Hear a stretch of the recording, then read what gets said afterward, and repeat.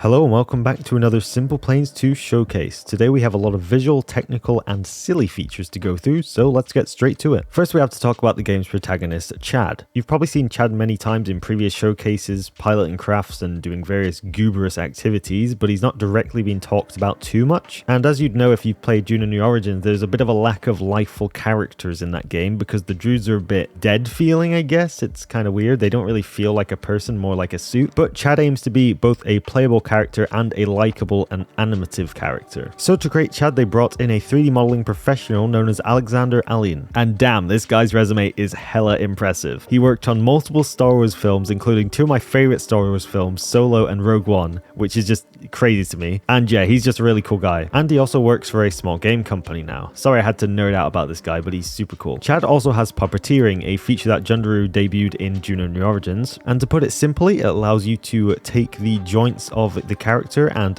basically attach a object to them so you can move them around using this object. You might have seen some of the druids being animated in Juno using this feature. However, unlike the druids, Chad is a bit more dynamic and he's able to grip specific items such as steering wheels, flight sticks, levers and all that sort of stuff. So it's super cool how he's going to be animated whilst you're driving these vehicles. And whilst doing high G turns, his head will be tilted side to side depending on the way you turn, and you can also turn this feature off of course, but I think it's very cool, especially for racing. They also basically confirmed that Chad can jankily push stuff around and basically confirmed that VR is going to eventually be a thing. Obviously, I don't know if it's going to come out when the game comes out or if it's going to be later, but VR is almost certainly going to come to this game at some point. Next up we have clouds. I'm sure you've already seen these in plenty of previous showcases being in the background. In the original Simple Planes, the clouds were stuck into the skybox, so they are physically separated from you. You cannot go anywhere near them. But in Simple Planes 2, they're using volumetric clouds, which is very exciting. With these clouds, you can fly through them, watch them move over time, and all that really cool stuff. You could also, in theory, use them as a defensive tool in a dogfight. I'm not quite sure how opaque they are yet, but I guess we'll see. They use a tool called Enviro by Hendrik Happert. They can interact with the sun's lightning, act as fog, or be sparsely separated around like clouds normally are. And of course, all this is tweakable in the settings as far as I know. Simple Planes 2 also uses a range of post-processing effects to make the game look more stylistic, bright, and full of depth. The tools used are Beautify and HBAO. All of the settings for these can of course be tweaked. For example, color balancing sliders, brightness, contrast, and saturation,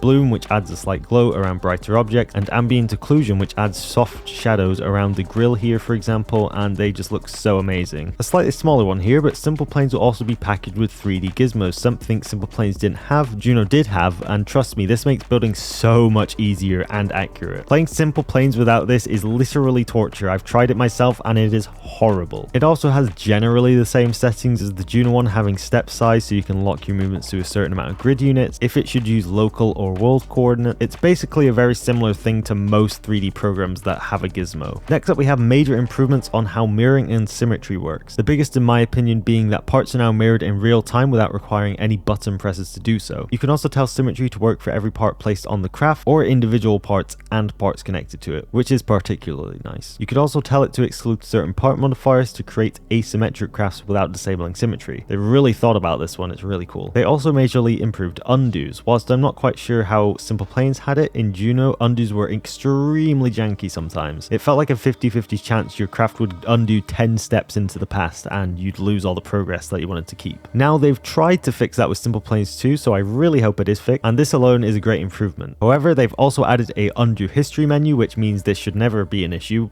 I hope. And if you do need to go back 10 steps, you don't have to click the undo button 10 times to do it. And this thing also seems to work really fast, which is cool. Next up, we have a lot of interesting technical stuff. The flight model for Simple Planes 2 has been entirely overhauled, which I know is something people were hoping for based on comments I've seen on my videos and also in the Simple Planes 2 server. First of all, they've improved the fidelity of the flight model, balancing it with performance as well as real-life accuracy. Flaps will now create a turning force when down, which should cause your aircraft to pitch down a bit more when they're deployed, making them less effective in dogfights and dive recoveries. The airfoil customization shown in a previous showcase is also a fully implemented system similar to the Simple Wings mod for Juno New Origins. Each airfoil type affects a number of different characteristics of your aircraft. Wing efficiency is also an important factor in Simple Planes 2. Gliders of course have long, thin and light wings, allowing them to stay airborne for a significant amount of time, even without its own propulsion. So you could make something like the U2 for example using this system. The amount of technical detail and customization here is insanely cool and I love it. The next improvement is also also insanely cool, and probably my favorite thing to come out of Simple Planes so far, to be honest, the drag model improvements. In the original Simple Planes, most large crafts had drag turned off for almost all of their parts. Even parts not directly interacting with the airflow would experience consistent drag, causing more complex crafts to be literally dragged down to be slower than they could be. You can still use the original drag model, but there's now a new optional drag model that's basically unrecognizable compared to the new one. Instead of the drag being applied via the colliders on every part of the craft, it's applied to the whole mesh of the craft. Basically all the parts of the craft being put into a single part, put simply. This means that parts that are physically inside the aircraft won't experience drag. For example, missiles inside a weapons bay. And this also means that the inside of intakes will also experience drag on the inside, just as you'd expect in real life. The model is also more accurate to part shapes, including the curvature and angle of certain parts, and naturally the new drag model prevents significant drag on asymmetrical crafts, for example craft with an open chain gun port. And in my opinion, two of the coolest improvements of this new drag model is the flight drag recalculation, meaning that aircraft that have a wing shut off during a dogfight will more accurately account for the drag loss on one side of the aircraft. The even cooler thing here though is that lift is now calculated for all parts of the craft, not just wings. So you could imagine a cube at like 45 degrees angle would possibly produce its own lift at certain situations when it's at certain angles, as well as anything else you have on your craft. A new drag visualization model has been made to complement this, which has significantly more detail than the older system. You can of course switch between which system you want, including the older system if you're into that. And I know exactly what meme I'm making this when I get my hands on it. In fact, I think I'm actually going to make a competition when SimplePlanes2 releases about a drag visualizer with this meme. I've written it down on my whiteboard. I'm gonna do it. As you can see, the wing drag visualization isn't currently working in the simulation yet, but hopefully it will be implemented in the future. And this showcase just keeps blowing me away because the next thing we have is also insanely cool and impressive. This is some car stuff. I honestly didn't expect them to go this hard on cars, but it is just insane how into detail they've gone with cars in this one. First of all, we have the resizable wheel part. This has both been seen in Simple Planes and Juno New Origins. However, it's quite basic and even a little bit boring, and I personally don't even really like it very much. However, in Simple Planes 2, that all changes. A lot of new customization has been added to these wheels. You can inset the rim, which already adds a lot of uniqueness to these wheels. However, the most insane part of this is there are over 20 wheels and 20 rim styles. That's like 400 combinations, which is just insane.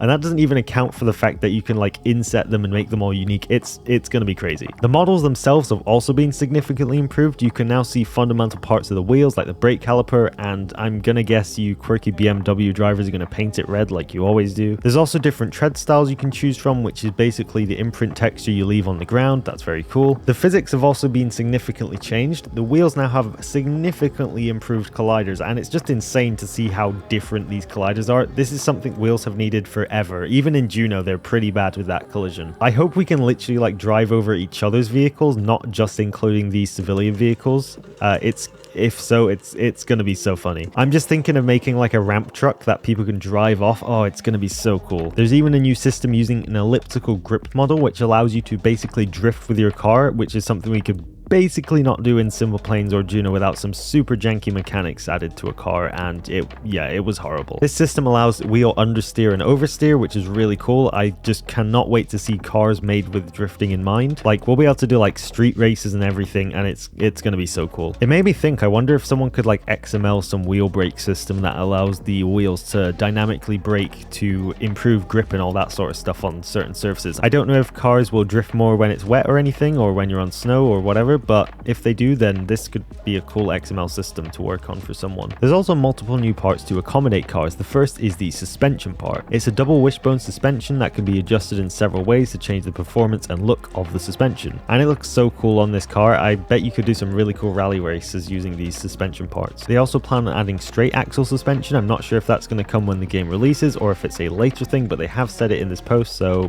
we'll see. There's two new parts we can use in the car. That is the reclining chair, which is self-explanatory.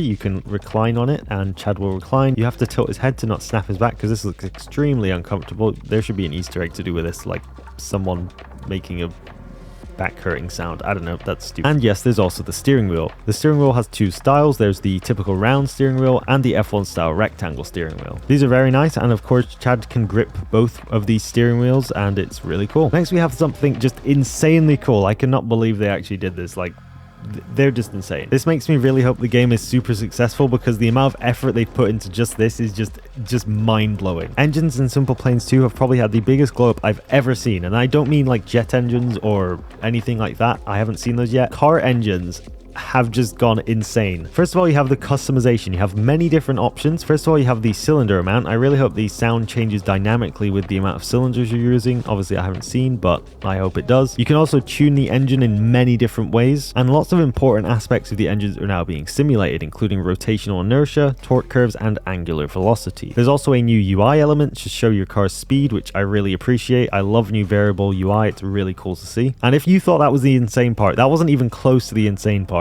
Now we have the different parts you can add onto the engine. First of all, we have transmission, which has manual and automatic gearboxes and gear tuning for specific types of car, for example, racing and off-road. New drive shaft, differential, and transfer cases are to be used to physically move the rotational force from the engine to your wheels.